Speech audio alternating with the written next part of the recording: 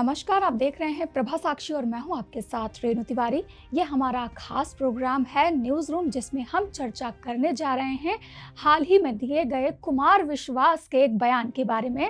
चर्चित कवि कुमार विश्वास अपने बयानों के चलते आजकल मीडिया और सोशल मीडिया पर छाए हुए हैं। पहले उन्होंने सोनाक्षी जहीर की शादी पर कमेंट करके चर्चा बटोरी। अब उन्होंने सीएम योगी पर एक भविष्यवाणी भी की है। हुआ यह है कि पूर्व प्रधानमंत्री अटल बिहारी वाजपेयी की 100वीं जयंती के अवसर पर लखनऊ में आयोजित अटल गीत गंगा कार्यक्रम में उन्होंने कहा कि इस दौरान कुमार विश्वास ने अपने अनोखे अंदाज में कई सारी बातें कही है। कार्यक्रम में रक्षा मंत्री राजनाथ सिंह और मुख्यमंत्री योगी आदित्यनाथ भी मौजूद थे। कुमार विश्वास ने बिना नाम लिए सीएम योगी पर भविष्यवाणी कर दी।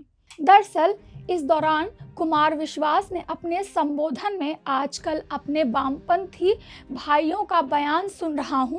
उन्होंने कहा कि वो अटल जी की तारीफ कर रहे हैं। जब अटल जी का दौर था तो उन्हें कट्टर कहा जाता था, फिर आडवाणी जी आए और वही लोग अटल जी की प्रशंसा करने लगे। इसके बाद नरेंद्र मोदी प्रधानमंत्री बने तो अटल और आडवाणी दोनों महान बन गए।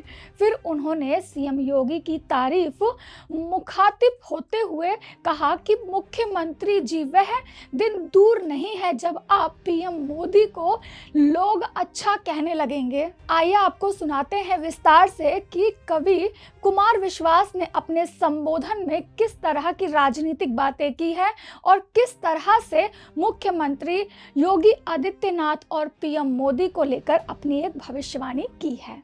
मैं जानता हूं कि एक सन्यासी स्वयं नदी के तीर पर खड़े होकर अपना पिंडदान करता है, लेकिन कितना भी संन्यास्त हो जाए, देवभूमि उत्तराखंड के उन गांवों की महक तो महाराज जी आपके हृदय तक आती होगी, जो आपने संकल्पों के कारण जिस एक रसमय संबंध को आपने इसलिए छोड़ा कि आप एक संकल्प जी रहे हैं। और यही कारण है कि हमारे पास पिछले इतने वर्षों से किस्से नहीं हैं मुख्यमंत्री के भाइयों के, भतीजों के, भांजों के, चाचाओं के और ताऊओं के। जब कभी हम अटल जी के बारे में बात करते हैं या किसी भी सफल व्यक्ति के बारे में बात करते हैं तो हमें लगता है कि यह सफलता एक दिन में प्राप्त हो गई होगी। ये सफलता एक दिन में प्राप्त नहीं होती, वर्षों लगते हैं, संघर्ष लगता है। और समूह और सामने बैठे हुए लोग अक्सर सफलता के सितारे देखते हैं, असफलता का एकात्म रुदन कोई नहीं देखता। उस एकात्म रुदन से जब सफलता निकलती है तो उसे चकाचौंध भाव से पूरा विश्व देखता है, पूरा प्रदेश देखता है, पूरा भारत देखता है। अटल जी भी उसी सफलता के मानक पर चढ़े और मंच पर जो लोग बैठे उन्होंने भी यही सफलता प्राप्त की। पहुंचकर कृष्ण ने कहा, राधिका मैं तेरा कन्हैया। राधा ने सिर पर हाथ फिराया और कहा, इस पंक्ति को आप पकड़ लेंगे तो मैं जान जाऊंगा। कहा, कृष्ण की प्रेमिका की कुटिया में तुम्हारा स्वागत है द्वारिकाधीश।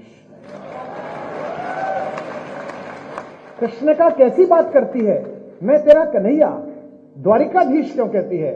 थोड़ा और जागे पीछे के लोग।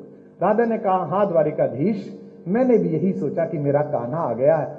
मैंने आपके सिर पर हाथ फिराया तो ये सोचा कि मोर पंखों से मेरी उंगलियां छुएंगी, लेकिन सम्राट के मुकुट में निकली हुई किरचों से मेरी हथेलियां कट गई हैं। द्वारिकाधीश तुम्हारा स्वागत।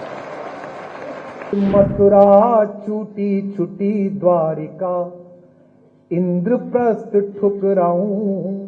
वहां कर सकते हैं, वही पेमेंट है आज आप सब भी। अब मंच से अनुरोध करूंगा कि आप लोग जरूर वहां कर दें, क्योंकि पार्टी का कार्यकर्ता पहले नेता की तरफ देखता है कि नेता कर रहा है कि नहीं कर रहा। कि मथुरा छूटी, सरकार में बहुत होता है, हमने भी दुर्भाग्य से एक बार चलाई थी। वो 90 के बैच का आईएएस चुटकुला सुनाता था तो 85 वाला हंसता ही नहीं था कि जूनियर पे क्या हंसना। आदत है फेसबुक ट्विटर पे लिखने के बाद 5 बिंदी लगा देने की। तो मैं एक बार बंबई जा रहा था तो मैंने एक वाक्य लिखा, 5 बिंदी लगाई, फिर सोचा यही वाक्य कॉपी करके ट्विटर पे लगा देता हूं, लेकिन वो कॉपी की जगह कट हो गया। और तब तक वो व्योमबाला घूरने लगी, एयर होस्टेस, कि बंद करिए मोबाइल। तो मैं अच्छे नागरिक की तरह बंद करके बैठ गया। अब 2 घंटे बाद उतरा तो घटना यह कि 5 बिंदु चुपके हुए, कुछ नहीं लिखा हुआ है। और आनंद तो लेंगे कि नीचे 2000 कमेंट। यही तो विद्वान आदमी की पहचान है।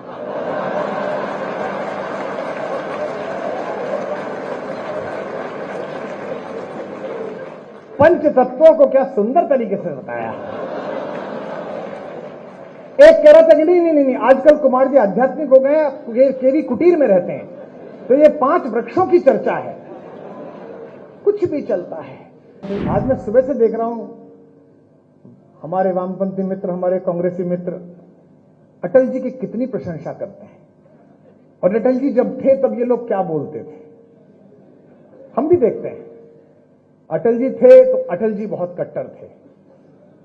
फिर आदरणीय अडवाणी जी का भारतीय राजनीति में प्रवेश हुआ, अटल जी बहुत अच्छे हैं।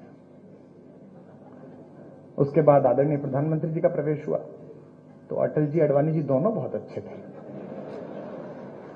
और आदरणीय मुख्यमंत्री जी वो समय दूर नहीं है जब प्रधानमंत्री जी बहुत अच्छे हैं ये भी कहा जाएगा। कितना निर्मम जगत है, कितना निर्मम है भाई। और यह केवल भगवती कृपा से होता है, यह केवल माता सरस्वती की कृपा से होता है कि आप निष्कलंक कहीं से लौट आए। मैं अटल जी की कृपा मानता हूं, वे राजनीति में निष्कलंक अजात शत्रु रहे। मैं भी एक छोटा ओरिएंटेशन कोर्स करके अब बाहर आया। यह भगवती की कृपा थी कि मुझे देश के सर्वाधिक मेहनीय लोग बैठकर सुन रहे हैं, अन्यथा मैं भी दिल्ली में दारू के ठेके का हिसाब दे रहा होता। कहां है?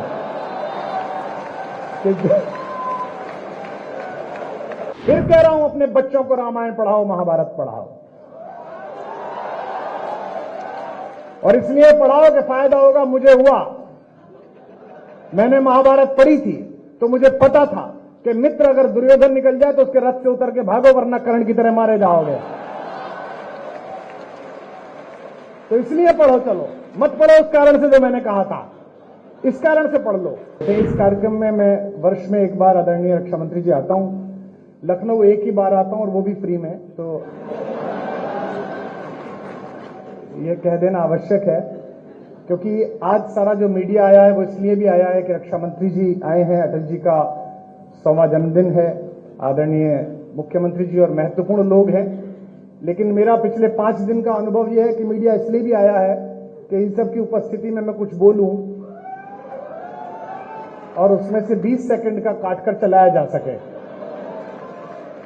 तो मैं आशा करता हूं कि कैमरा के जितने भी लोग हैं हम उन्हें पर्याप्त अवसर देंगे, प्रदान करेंगे। आदरणीय अटल जी की स्मृति में आयोजित इस समारोह में मंच पर उपस्थित और आदरणीय अटल जी की अजात शत्रु छवि के वास्तविक और संसदीय उत्तराधिकारी, देश के यशस्वी रक्षा मंत्री आदरणीय राजनाथ सिंह जी, विश्व में राम राज्य की परिकल्पना जिस वस्त्र विन्यास को धारण करके महाराज भरत ने लागू की, उसी वेशभूषा में मंच पर बैठे प्रदेश के यशस्वी मुख्यमंत्री आदरणीय योगी आदित्यनाथ जी। तो हमने आपको सुनाया कि कुमार विश्वास ने अपने संबोधन में क्या कहा है। आपको बता दें कि हाल ही में उन्होंने सोनाक्षी सिन्हा की शादी को लेकर भी सवाल उठाए थे।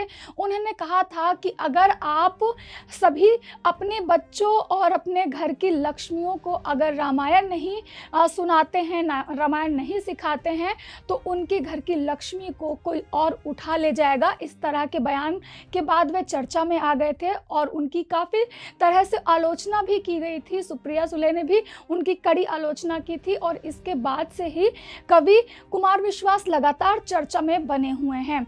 ऐसे ही लेटेस्ट अपडेट के लिए देश दुनिया की तमाम खबरों के लिए आप बने रहें प्रभा साक्षी के साथ। नमस्कार।